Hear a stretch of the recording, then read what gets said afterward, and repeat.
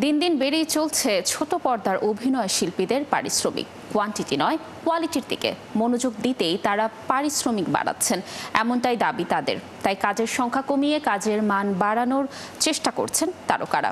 যদিও প্রযোজক ও পরিচালকরা বলছেন ভিন্ন কথা।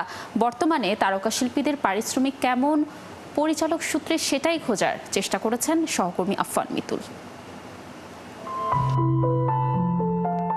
বড় ছেলে খ্যাত অভিনেতা জিয়াউল ফারুক অপূর্ব। বর্তমানে তিনি নাটকের শীর্ষ ৫ তারকার মধ্যে সর্বাধিক পারিশ্রমিক নেন। ২ বছর আগে নাটক প্রতি ২ থেকে ৩ লাখ টাকা পারিশ্রমিক নিলেও বর্তমানে তিনি একটি নাটক থেকে পারিশ্রমিক নেন সর্বনিম্ন ৪ লাখ টাকা। শর্ত থাকে ৩ দিনের শুটিং শেষ করতে হবে। ৩ দিনের বেশি শুটিং হলে প্রতিদিন শুটিংয়ের পারিশ্রমিক নির্ধারণ করেছেন ১.৫ লাখ টাকা। সর্বাধিক পারিশ্রমিকের তালিকায় দ্বিতীয় অবস্থানে রয়েছেন মোশাররফ করিম এবং নিলয় আলমগীর। বর্তমানে নাটক প্রতি ৩ লাখ টাকা নিচ্ছেন এই দুই তারকা।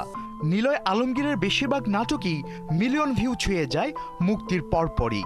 টিভি নাটকের চেয়ে ইউটিউব নাটকেই বেশি ব্যস্ত এই তারকা। এদিকে দর্শকদের কাছে চাহিদার তুঙ্গে এখনও মোশাররফ করিমের নাটক।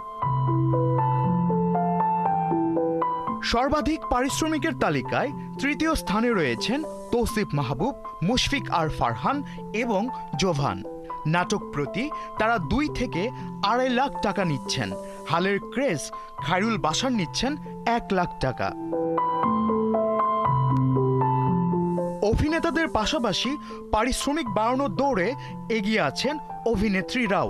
এই তালিকায় নাটক প্রতি সর্বোচ্চ পারিশ্রমিক নিচ্ছেন মেহজাবিন চৌধুরী এবং তানজিন তিশা।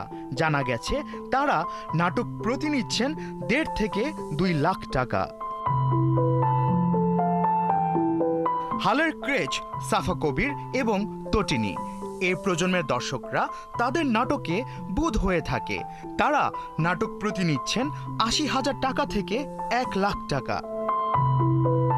এ সময়ের জনপ্রিয় অভিনেত্রী নাজনীন নিহা, অর্ষা এবং হিমি। নিলয় আলমগীরের নাটকগুলোতে দর্শকরা হিমিকেই দেখতে বেশি পছন্দ করে।